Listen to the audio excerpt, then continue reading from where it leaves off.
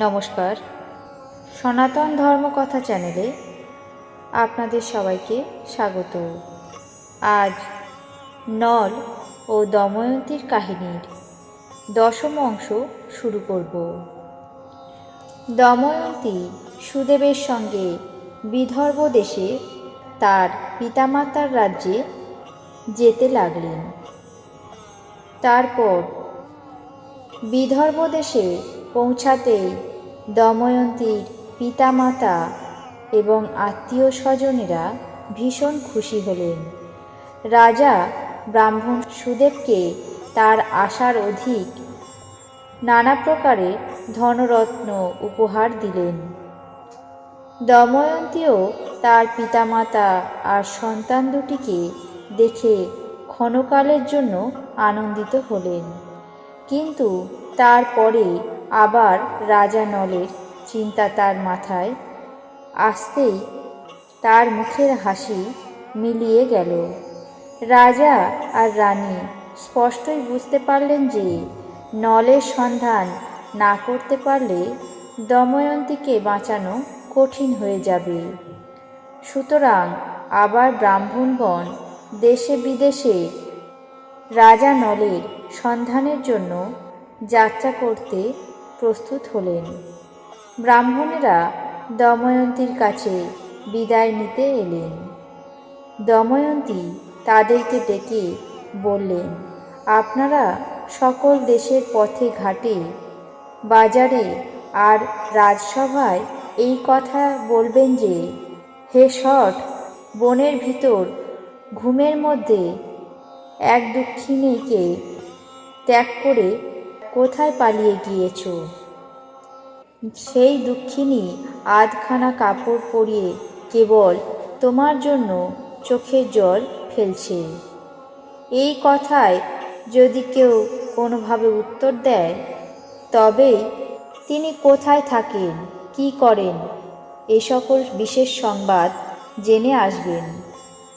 তারপর দময়ন্তীর কথা শুনে ব্রাহ্মণেরা কত দেশে, কত বাজারে, সভায়, বনে এই কথা চিৎকার করে বলতে লাগলেন।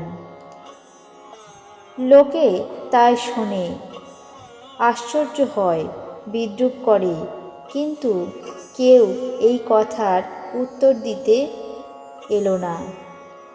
ক্রমে একজন ছাড়া ব্রাহ্মণদের সকলেই ফিরে এলেন, কোনো রকম কোনো সংবাদ আনতে পারলেন না।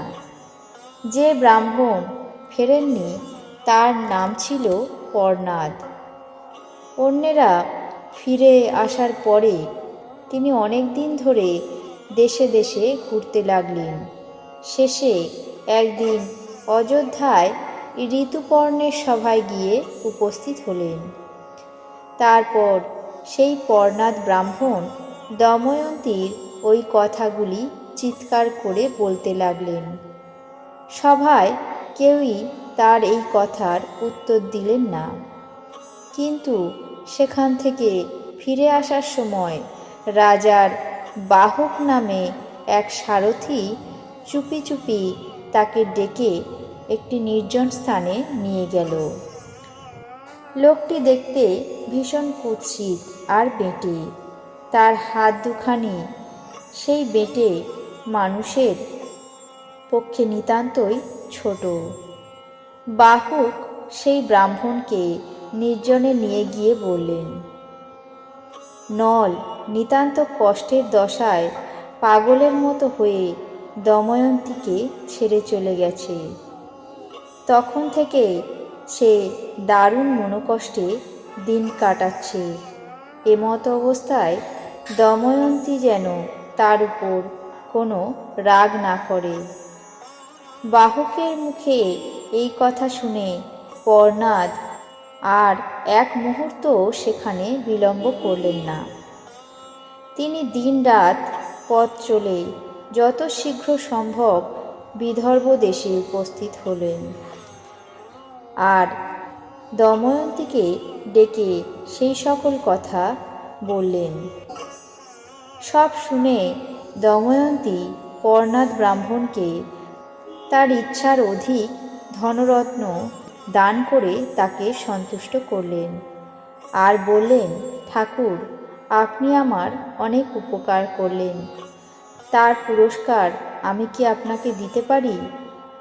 রাজা নল যদি ফিরে আসে, আপনি এর চাইতে অনেক বেশি ধনরত্ন পুরস্কার পাবেন। ব্রাহ্মণ যা পাচ্ছিলেন তাতেই যথেষ্ট সন্তুষ্ট হয়ে দময়ন্তীকে আশীর্বাদ করতে করতে গৃহে চলে গেল। তারপর দময়ন্তী তার মায়ের কাছে গিয়ে বললেন, মা, সুদেবকে দিয়ে আমি একটা কাজ করাবো, তুমি কিন্তু তা পিতাকে জানাতে পারবে না। রানী দময়ন্তীর কথায় সম্মত হলেন। তারপর দময়ন্তী তার সামনে সুদেবকে ডেকে আনলেন। বললেন, ভাই সুদেব, তুমি ভিন্ন আর কেউ এ কাজ করতে পারবে না। তোমাকে এখনই ঋতুপর্ণ রাজার সভায় যেতে হবে। সেখানে গিয়ে তুমি বলবে, মহারাজ, কাল সকালে দময়ন্তীর আবার স্বয়ংবর হবে। আপনাদের যদি সেখানে যাওয়ার ইচ্ছা হয় তবে আজ রাত্রির মধ্যে যাতে বিদর্ভ দেশে পৌঁছতে পারেন তার উপায় করুন। কাল সূর্য উঠলেই স্বয়ংবরের কাজ শেষ হয়ে যাবে। এক রাত্রির মধ্যে অযোধ্যা থেকে বিদর্ভ দেশে যাওয়ার ক্ষমতা একমাত্র নলেরই ছিল। পৃথিবীতে আর কোনো ব্যক্তিরই এ কাজ করবার সাধ্য ছিল না। ঋতুপর্ণের ওই বাহক নামক সারথি যদি বাস্তবিকই নল হয় তবে তিনি এক রাত্রির মধ্যেই ঋতুপর্ণকে বিদর্ভ নগরে এনে উপস্থিত করতে পারবেন। ঋতুপর্ণ এক রাত্রির মধ্যে বিদর্ভ দেশে পৌঁছাতে পারলে নিশ্চয়ই বোঝা যাবে যে তার সারথির চেহারা যেমনই হোক না কেন সে রাজা নল ছাড়া কেউ নয়। দময়ন্তীর এই কথা শুনে রানী আর সুদেব দুজনেই তার বুদ্ধির প্রশংসা করতে লাগলেন। সুদেবের তখন এতই আনন্দ আর উৎসাহ হলো যে তিনি সেই দণ্ডেই বায়ুবেগে অযোধ্যার দিকে ছুটে চললেন। সুদেবের কাছে দময়ন্তীর সংবাদ শুনে ঋতুপর্ণ তখনই বাহককে ডেকে বললেন, বাহক, শুনলাম আবার নাকি দময়ন্তীর স্বয়ংবর হবে। আজ রাত্রির মধ্যে বিদর্ভ দেশে পৌঁছাতে পারলে আমি সেই স্বয়ংবরে উপস্থিত থাকতে পারব। এ কথায় তুমি কি বলো? এক রাত্রির মধ্যে সেখানে পৌঁছতে পারবে কি?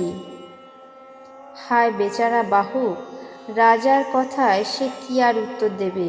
তার সামনে স্থির হয়ে দাঁড়ানোয় তার পক্ষে নিতান্ত কঠিন হলো।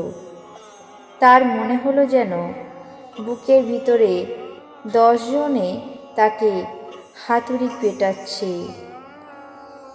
মাথাটা যেন ঘুরতে আরম্ভ করেছে। নিতান্ত রাজার সামনে বলে সে অনেক কষ্টে চোখের জল চেপে রাখল। এভাবে অতি অল্প সময় গেল। তারপরে সে বুঝতে পারল যে দময়ন্তীর আবার স্বয়ংবর হবে। সে কখনোই বিশ্বাস করতে পারল না। মনে মনে ভাবল, এটা কখনোই সম্ভব নয়, এটা হতে পারে না। আমার সন্ধান করবার জন্যই বুঝি সে এই কৌশল করেছে। তখন সে রাজাকে বলল, হ্যাঁ মহারাজ, আপনার অনুমতি পেলে আমি এক রাত্রির মধ্যে বিদর্ভ দেশে আপনাকে পৌঁছে দিতে পারি। রাজা বললেন, তবে শীঘ্রই অশ্বশালায় গিয়ে 8টি খুব ভালো ঘোড়া বেছে আনো। যে সে ঘোড়া এত দ্রুত বিদর্ভ দেশে পৌঁছাতে পারবে না। বাহক মাথা নেড়ে সম্মতি জানিয়ে চলে গেল। খানিক বাদে 8টি রোগা রোগা ঘোড়া নিয়ে উপস্থিত হলো। রাজা ঋতুপর্ণ বললেন, ও কি, এ বেচারা তো দেখছি নিজের শরীর নিয়েই ভালো করে চলতে পারে না। এই ঘোড়া নিয়ে তুমি একদিনে বিদর্ভ দেশে যাবে? বাহক বলল, মহারাজ, যদি কোনো ঘোড়া পারে তবে এ সকল ঘোড়াই আপনাকে বিদর্ভ দেশে নিয়ে যেতে পারবে। আপনার কোনো চিন্তা নেই। এরা আসলে পক্ষীরাজ ঘোড়া। আজ রাজা নল এবং দময়ন্তীর কাহিনী 10ম অংশ এখানেই শেষ করছি। বাকি অংশ আগামী পর্বে পাঠ করে শোনাব। আপনাদের কেমন লাগছে তা অবশ্যই কমেন্ট বক্সে জানাবেন। চ্যানেলটিকে সাবস্ক্রাইব করবেন, লাইক করবেন, শেয়ার করবেন। ধন্যবাদ।